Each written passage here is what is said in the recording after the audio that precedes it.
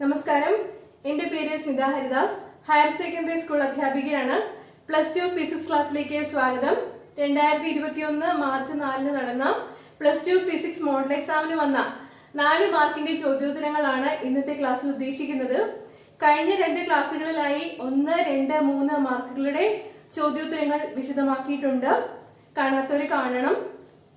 Answer keys Google drive link description ബോക്സിലും comment ബോക്സിലും തരാം. മോഡൽ എക്സാമിന്റെ ചോദ്യോത്തരങ്ങൾ മനസ്സിലാക്കി പഠിച്ചാൽ ഉറപ്പായും പബ്ലിക് എക്സാമിന് നല്ല മാർക്ക് സ്കോർ ചെയ്യാനാവും. എല്ലാ ടോപ്പിക്കുകളും നന്നായി പഠിച്ച് ഫുൾ മാർക്ക് നേടുവാൻ ഇഷ്ടം പോലെ സമയമുണ്ട്. ആശംസകൾ. 35 മുതൽ 41 വരെയുള്ള ചോദ്യങ്ങൾക്ക് 4 മാർക്ക് വീതമാണ്. 7 ചോദ്യങ്ങളുണ്ട്. പരമാവധി 28 മാർക്ക് സ്കോർ ചെയ്യാവുന്നതാണ് 35 മുതൽ 41 വരെയുള്ള ചോദ്യങ്ങൾക്ക്. A part, give the SI unit of capacitance. Capacitance E=Q/V, അതായത് 1 കൂളം പെർ വോൾട്ട്. ഇതിനെ പറയുന്ന പേര് 1 ഫാരഡ് എന്നാണ്. മൈക്കൽ ഫാരഡയോടുള്ള ബഹുമാനാർത്ഥമാണ് കപ്പാസിറ്റൻസിന്റെ യൂണിറ്റ് ഫാരഡ് എന്ന് കൊടുത്തിരിക്കുന്നത്. അപ്പോ FARAD എല്ലാം സ്മോൾ ലെറ്റേഴ്സിൽ വേണം എഴുതാൻ. നമുക്കറിയാം, സയന്റിസ്റ്റിന്റെ പേര് യൂണിറ്റ് ആയിട്ട് കൊടുക്കുമ്പോൾ എല്ലാ സ്മോൾ ലെറ്റേഴ്സിൽ വേണം എഴുതാൻ. സിമ്പിൾ ആയിട്ട് ക്യാപിറ്റൽ F എന്നും കൊടുക്കാറുണ്ട്. So SI unit of capacitance is farad. B part, 2 capacitors of capacitance 2 microfarad and 4 microfarad are connected in series to a potential difference of 100 volts. Calculate the potential difference across each capacitor. ഇവിടെ നമുക്ക് 2 കപ്പാസിറ്ററുകൾ series ആയിട്ട് connect ചെയ്തിരിക്കുന്നു എന്നാണ് പറഞ്ഞിരിക്കുന്നത്. Series capacitance എന്ന് പറഞ്ഞാൽ നമുക്കറിയാം, charge is same and across each capacitors we have to find out the potential drop. Source ആയിട്ട് കൊടുക്കുന്നത് 100 വോൾട്ട് ആണ്. സീരീസ് കപ്പാസിറ്റേഴ്സിന്റെ ഇഫക്റ്റീവ് പാരലൽ കപ്പാസിറ്റൻസ് കണ്ടുപിടിക്കാനുള്ള ഇക്വേഷൻ 1/C = 1/C1 + 1/C2 എന്നതാണ്. That is 1/2 + 1/4. അതിൽ നിന്നും സിയുടെ വാല്യൂ കിട്ടുക 4/3 മൈക്രോ ഫാരഡ് എന്നാണ്. മൈക്രോ ഫാരഡിനെ ഫാരഡ് ആക്കുമ്പോൾ 10⁻⁻6 കൊണ്ട് മൾട്ടിപ്ലൈ ചെയ്യണം. So 4/3 micro farad. ഇവിടെ ക്വസ്റ്റ്യൻ തന്നിരിക്കുന്നതില് 2 ഫാരഡ് 4 ഫാരഡ് എന്നാണ് തന്നിരിക്കുന്നത് കപ്പാസിറ്റർ വാല്യൂസ്. മൈക്രോ ഫാരഡ് ആണ്. ഫാരഡ് എന്ന് പറഞ്ഞാൽ വളരെ വലിയ യൂണിറ്റ് ആണ്. പ്രാക്ടിക്കൽ ആപ്ലിക്കേഷന് വേണ്ടിയിട്ട് മൈക്രോ ഫാരഡ്, പീക്കോ ഫാരഡ് ഒക്കെയാണ് ഉപയോഗിക്കാറുള്ളത് സർക്യൂട്ടുകളിൽ. ഇവിടെയും അത് മൈക്രോ ഫാരഡ് എന്നാണ് മനസ്സിലാക്കേണ്ടത്. ഓക്കെ, സോ നമ്മൾ പറഞ്ഞു ചാർജ് സെയിം ആണെന്ന്. അങ്ങനെയാകുമ്പോൾ Q=CV വെച്ചിട്ട് ചാർജ് എത്രയാണെന്നുള്ളത് കണ്ടുപിടിക്കാവുന്നതാണ്. 4/3 × 10⁻⁻6 അതാണ് സിയുടെ value. V source voltage 100 volt ആണ്.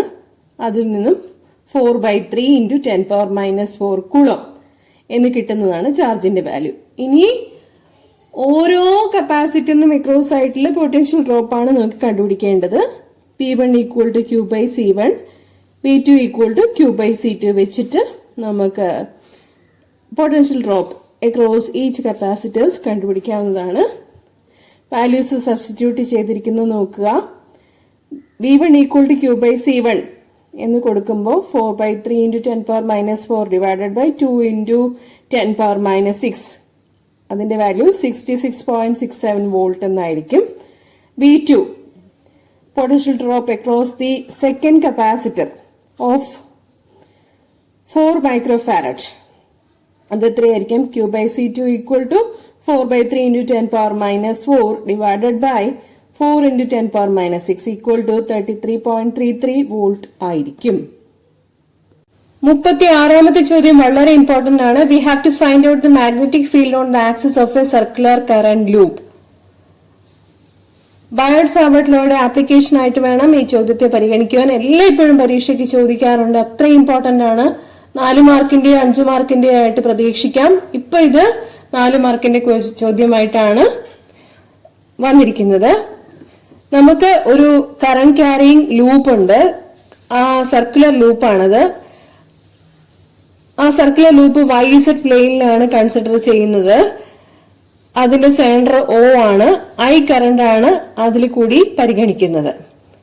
ഈ സർക്കുലർ ലൂപ്പ് കാരണം O എന്ന പോയിന്റിൽ നിന്നും എക്സ് ആക്സിസിലെ P എന്നുള്ള പോയിന്റിലെ മാഗ്നറ്റിക് ഫീൽഡ് ഇന്റൻസിറ്റി ആണ് നമുക്ക് കണ്ടുപിടിക്കാനുള്ളത്. ബയോട്ട്-സാവേർട്ട് ലോ അപ്ലൈ ചെയ്യുന്നത് ഒരു കറന്റ് ക്യാരിങ് എലിമെന്റ് കാരണമുള്ള മാഗ്നറ്റിക് ഫീൽഡ് ഇന്റൻസിറ്റി കണ്ടുപിടിക്കാനാണ്. dB equal to μ0/4π IDL sin θ divided by r² എന്നുള്ളതാണ്. IDL sin θ by r² എന്നുള്ളത് IDL by r² എന്ന് മാത്രമായിട്ട് മാറും. കാരണം നമ്മുടെ ഡിസ്പ്ലേസ്മെന്റ് വെക്റ്റർ r എടുക്കുമ്പോ അതിന്റെ വാല്യൂ ശ്രദ്ധിക്കേണ്ടതുണ്ട്. ഇവിടെ R എന്ന് കാണിച്ചിരിക്കുന്ന വാല്യൂ നോക്കുക. അത് റൈറ്റ് ട്രയാങ്കിൾ BOPയുടെ ഹൈപ്പോട്ടന്യൂസ് ആയിട്ടാണ് വരുന്നത്. അതിന്റെ ഡിറക്ഷനിലാണ് നമ്മുടെ ഡിസ്പ്ലേസ്മെന്റ് വെക്ടർ r വരുന്നത്. ഈ r-ഉം കറന്റ് ക്യാരിയിങ് എലിമെന്റ് DL എന്നുള്ളതും എപ്പോഴും മ്യൂച്വലി പെർപെൻഡിക്കുലർ ആയിരിക്കും. അല്ലെങ്കിൽ r-ന്റെയും DL-ന്റെയും ഇടയ്ക്കുള്ള ആംഗിൾ എപ്പോഴും 90 ഡിഗ്രി ആയിരിക്കും. അതുകൊണ്ട് IDL sin θ by r² എന്നുള്ളത് IDL by r² എന്ന് മാത്രമായിട്ട് മാറുന്നതായിരിക്കും. ഓക്കെ, ഇനി മനസ്സിലാക്കേണ്ടത് എന്താണെന്ന് വെച്ചാൽ the magnetic fields at P due to the different elements will be in different directions. അപ്പം ഓരോ കറന്റ് ക്യാരിയിങ് എലിമെന്റ് കാരണവുമുള്ള മാഗ്നറ്റിക് ഫീൽഡ് P എന്ന പോയിന്റിലുള്ളത് ഡിഫറെന്റ് ഡിറക്ഷനിലായിരിക്കും ഉണ്ടാവുക. OP എന്ന് കാണിച്ചിരിക്കുന്ന ആ ഡിസ്റ്റൻസ് ഉണ്ടല്ലോ, നമ്മുടെ എക്സ് ഡിസ്റ്റൻസ്, P എന്ന പോയിന്റിലെ മാഗ്നറ്റിക് ഫീൽഡ് ഇന്റൻസിറ്റി ആണ് നമുക്ക് കണ്ടുപിടിക്കാനുള്ളത്. ആ OPക്ക് പാരലൽ ആയിട്ടുള്ള എല്ലാ മാഗ്നറ്റിക് ഫീൽഡിന്റെ കമ്പോണൻസും ആഡപ്പ് ചെയ്യും. അതേസമയം OPക്ക് പെർപെൻഡിക്കുലർ ആയിട്ടുള്ള കമ്പോണൻസ് എല്ലാം ക്യാൻസൽ ഔട്ട് ചെയ്തു പോകും. അത് പോസിറ്റീവ് ഉണ്ടെങ്കിൽ അതിന് ഈക്വൽ ഓപ്പോസിറ്റ് ആയിട്ട് നെഗറ്റീവും ഉണ്ടായിരിക്കും.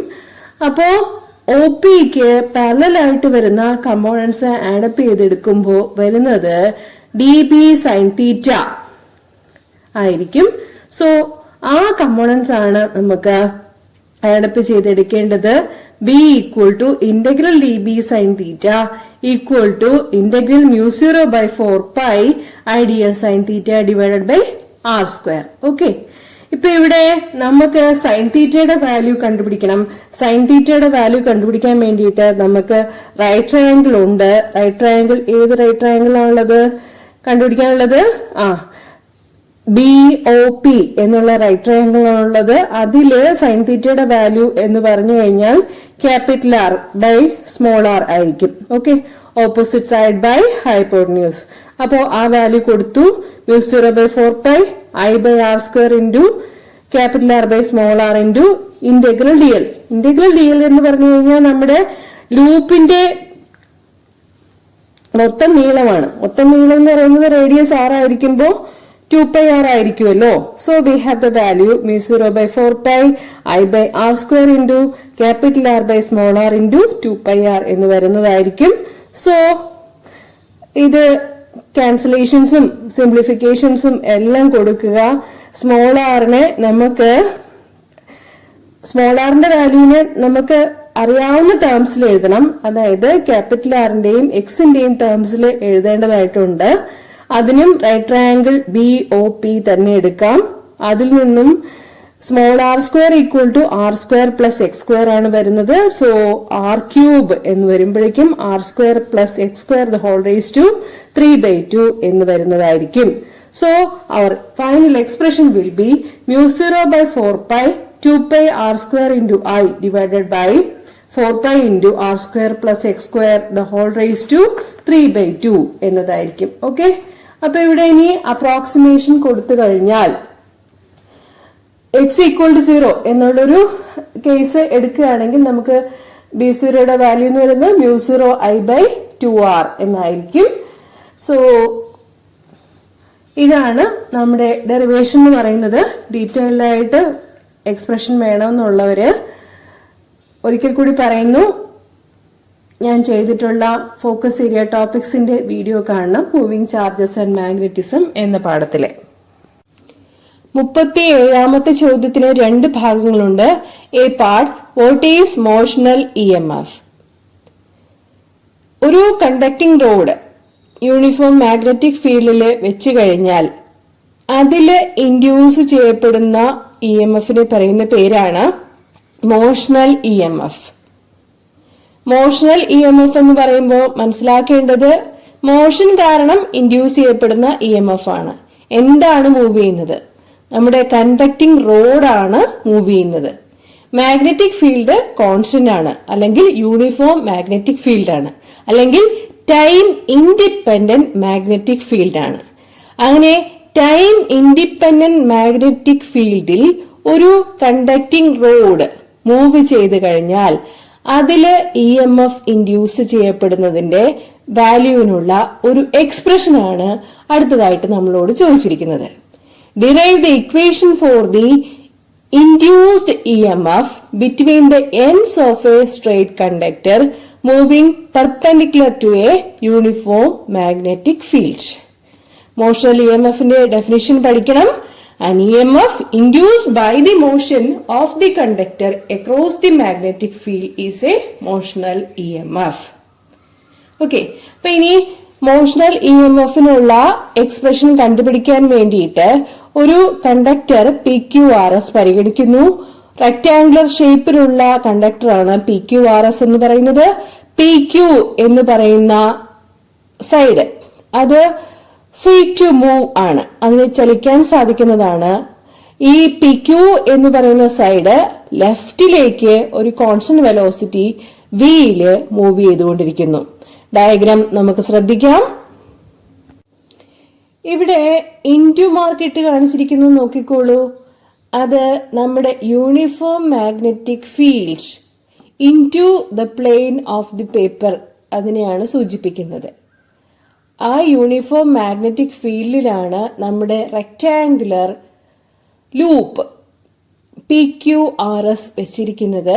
PQ എന്ന സൈഡ്, കണ്ടക്ടറിന്റെ സൈഡ് ലെഫ്റ്റിലേക്ക് v വെലോസിറ്റിയിൽ മൂവ് ചെയ്തുകൊണ്ടിരിക്കുന്നു എന്നാണ് നമ്മൾ പറയുന്നത്. ഓക്കെ, അതാണ് ഡയഗ്രത്തിൽ നിന്ന് നമുക്ക് മനസ്സിലാക്കാനുള്ളത്. എല്ലും എക്സും കാണിച്ചിരിക്കുന്നത് നോക്കുക. Length RQ equal to x and RS എന്ന് കാണിച്ചിരിക്കുന്ന ഭാഗമാണ് L. ഇപ്പൊ ഇവിടെ മാഗ്നറ്റിക് ഫ്ലക്സ് കണ്ടക്ടർ മൂവ് ചെയ്ത് കഴിയുമ്പോഴത്തേക്കും ഫ്ലക്സ് ഉണ്ടാകും. മാഗ്നറ്റിക് ഫ്ലക്സ് എന്ന് പറയുന്നത് നമ്മുടെ ഗോസസ് തിയറം തരുന്നതാണ്. Phi equal to integral B dot A എന്നുള്ള വാല്യൂ ആണ്. B ഡോട്ട് A എന്ന് പറയുന്നത് ഏരിയ,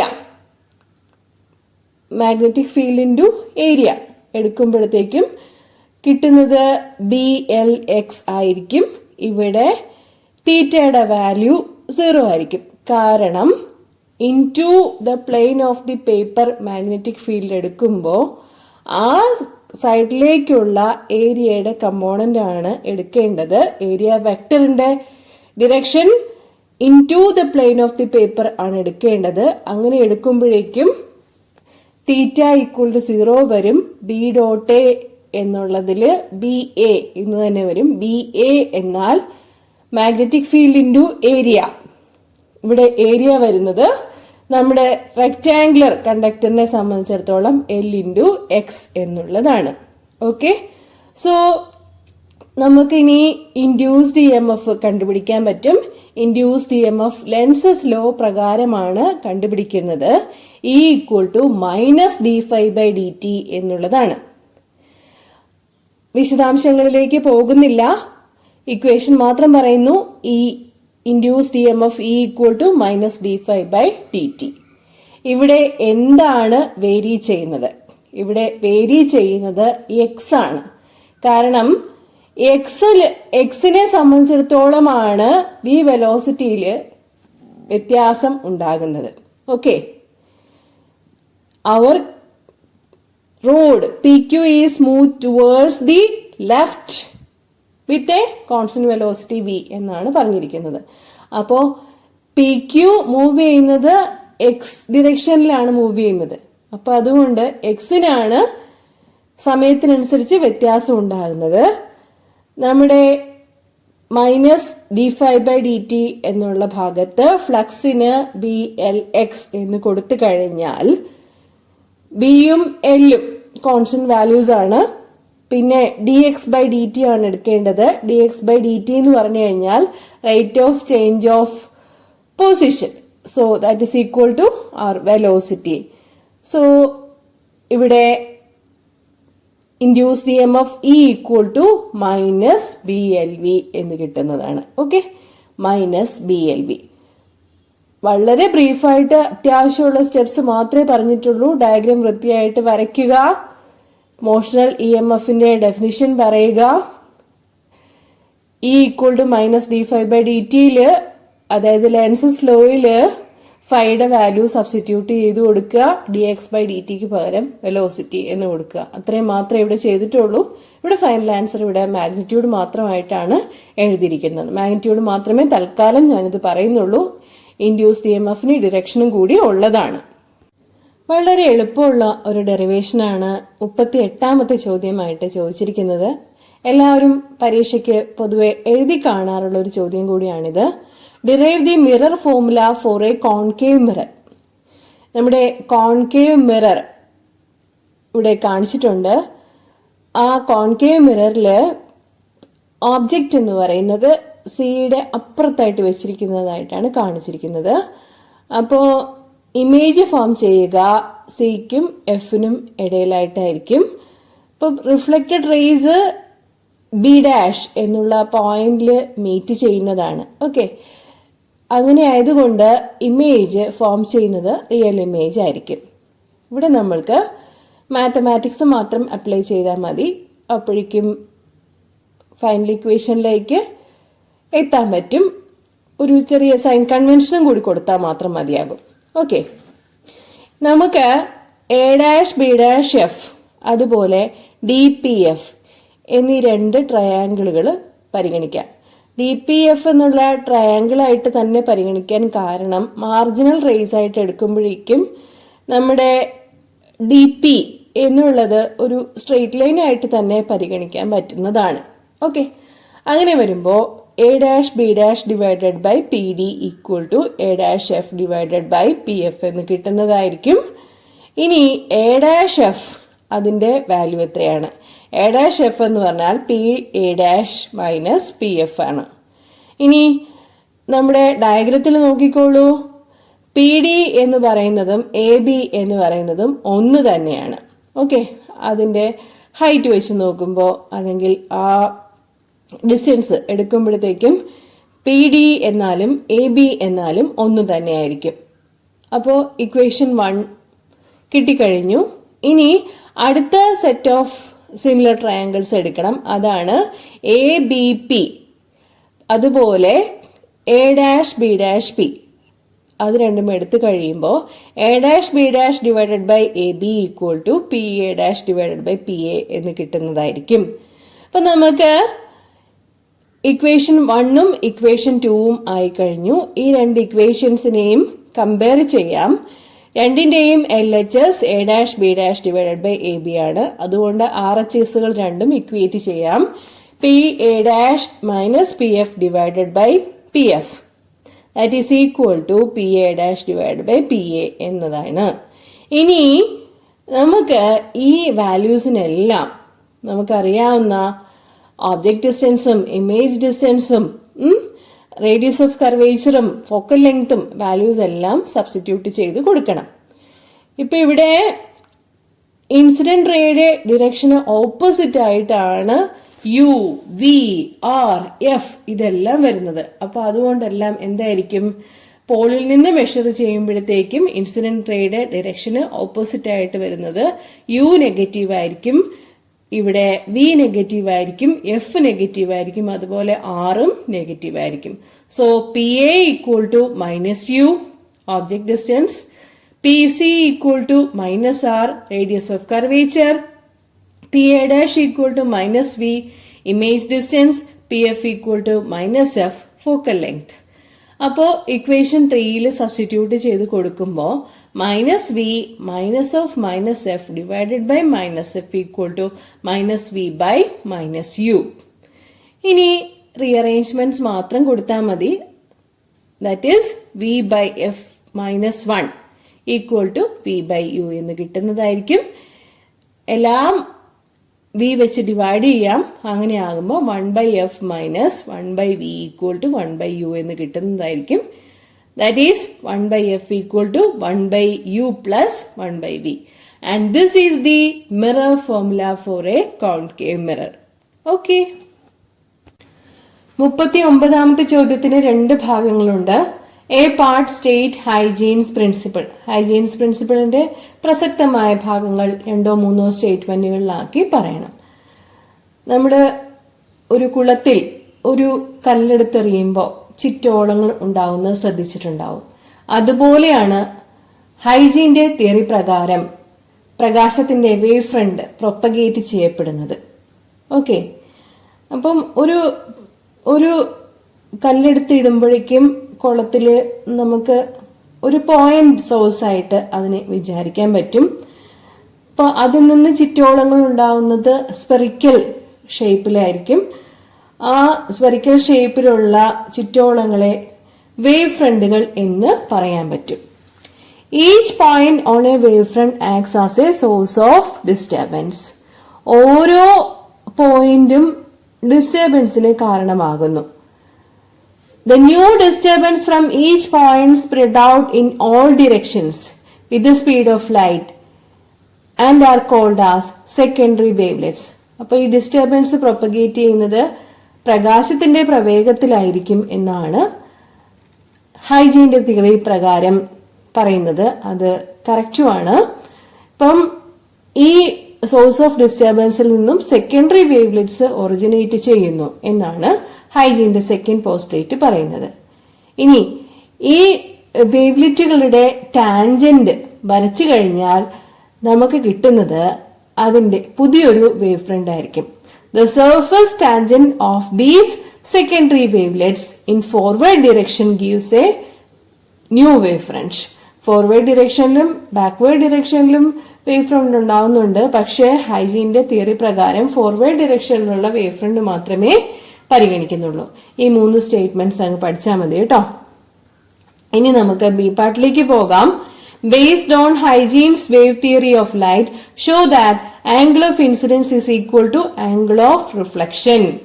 അപ്പം ലോസ് ഓഫ് റിഫ്ലക്ഷനില് I equal to R, angle of incidence equal to angle of reflection എന്നുള്ളത് കാണിക്കാനാണ് നമ്മളടുത്ത് പറഞ്ഞിരിക്കുന്നത്. ഡയഗ്രാം നല്ല വ്യക്തമായിട്ട് മനസ്സിലാക്കണം. ഇവിടെ MN എന്ന് കാണിച്ചിരിക്കുന്നത് റിഫ്ലക്റ്റിംഗ് ഫേസ് ആണ് MN. പിന്നെ AC എന്നീ 2 പോയിന്റുകൾ കാണിച്ചിട്ടുണ്ട്. അതുപോലെ നോർമല് വരച്ചിരിക്കുന്നത് ബിയിൽ നിന്നും ഇയിൽ നിന്നുമാണ്. ഡയഗ്രാം വ്യക്തമായിട്ട് മനസ്സിലാക്കുക. ഇൻസിഡന്റ് റേ നോർമലുമായിട്ട് മേക്ക് ചെയ്യുന്ന ആംഗിളാണ് angle of incidence. Reflected ray AE point of ഇൻസിഡൻസിലെ നോർമലുമായിട്ട് മേക്ക് ചെയ്യുന്ന ആംഗിളാണ് ആംഗിൾ ഓഫ് റിഫ്ലക്ഷൻ. പിന്നെ നമുക്ക് പ്രൂവ് ചെയ്യാനുള്ള ആംഗിൾ ഓഫ് ഇൻസിഡൻസും ആംഗിൾ ഓഫ് റിഫ്ലക്ഷനും രണ്ടും ഒന്ന് തന്നെയാണെന്നുള്ളത് എങ്ങനെ ചെയ്യാം എന്ന് നോക്കാം. ഡയഗ്രാം വെച്ച് വളരെ സിമ്പിൾ ആയിട്ട് I equal to R, angle of incidence equal to angle of reflection നമുക്ക് പ്രൂവ് ചെയ്യാൻ പറ്റുന്നതാണ്. ടൈമിനെ ടോ എന്ന ഗ്രീക്ക് ആൽഫബറ്റ് വെച്ചിട്ടാണ് കാണിച്ചിരിക്കുന്നത്. At time tau equal to 0 നമ്മുടെ വേവ് ഫ്രണ്ട് AB എന്നുള്ളത് MN എന്ന റിഫ്ലക്റ്റിംഗ് സർഫസിനെ ടച്ച് ചെയ്യുന്നു എന്ന് വിചാരിക്കുക. അത് കഴിഞ്ഞ് T സമയം കൊണ്ട് B പോയിന്റിൽ നിന്നും C പോയിന്റിലേക്ക് ലൈറ്റ് വേവ് എത്തുകയാണ്. അങ്ങനെയാണെങ്കിൽ BC എന്നത് എന്തായിരിക്കും? Velocity into time. Distance equal to velocity into time ആണല്ലോ. So VC equal to V into tau ആയിരിക്കും. ഓക്കെ. ഈ ടൈം ഇന്റർവെൽ കൊണ്ട് എയിൽ നിന്നും E എന്ന പോയിന്റിലേക്ക് പ്രകാശം എത്തിച്ചേരുന്നു. അങ്ങനെയാകുമ്പോൾ നമുക്ക് AE equal to V tau എന്ന് പറയാവുന്നതാണ്. ഇനി right triangle A B C എടുക്കാം. എ ബി സി എടുക്കുമ്പോൾ sine I equal to B C by A C ആയിരിക്കും. ബി സിയുടെ വാല്യൂ ബീറ്റോ ആണ്. എ സി അങ്ങനെ തന്നെ കൊടുക്കാം. അല്ലെങ്കിൽ ബീറ്റോ equal to A C sine I എന്ന് കിട്ടുന്നതാണ്. ഇനി അടുത്ത right triangle A C E എടുക്കാം. അതിൽ നിന്നും sine R equal to A by A C ആണ്. ദാറ്റ് ഈസ് ഈക്വൽ ടു ബീറ്റോ divided by A C or ബീറ്റോ equal to A C sine R. രണ്ട് ഇക്വേഷനും ഇക്വേറ്റ് ചെയ്ത് കൊടുക്കാം.